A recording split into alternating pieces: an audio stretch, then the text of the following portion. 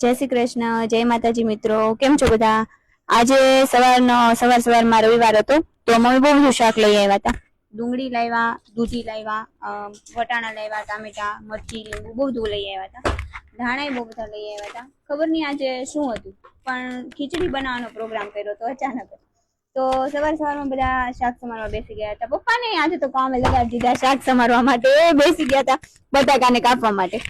તો ખીચડી શા માટે બનાવવાની છે તો કોઈને ખબર જ નથી હજી સુધી. મમ્મીએ પ્લાન બનાવ્યો કે આજે ખીચડી બનાવવાની છે. શું કામ બનાવવાની છે એ કોઈને શેર નથી કરી વાત. તો આપણે એકવાર એને પૂછી જોઈએ કે ખીચડી શું કામ બનાવવાની છે. તો મમ્મી તમે કહી દેશો કે ખીચડી શા માટે બનાવવાની છે?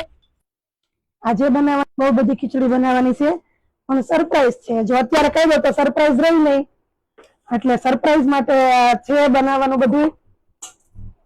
ને બીજી વાત, સરપ્રાઈઝ એવી છે કે ક્યારેય નથી કરી, પણ આ પહેલી વાર આવી સરપ્રાઈઝ કરું છું. આજનો દિવસ મારા માટે ખાસ છે, એટલે ખીચડી અને કઢી બનાવું છું. બધું શાક સમારાઈ ગયું છે, બસ હવે બનાવવાની બાકી છે. એટલે હવે આગળના વિડીયોમાં તમને કહીશ કે સરપ્રાઈઝ શું છે અને આજનો દિવસ એટલે કયો છે, એમ મારા માટે આજના દિવસનું મહત્વ શું છે એમ. એટલે આ જાણવા માટે તમે આગળના વ્લોગમાં પાછા જોડાઈ રહેજો. આગળના વ્લોગમાં કહીશ કે સરપ્રાઈઝ શું છે. Bye bye.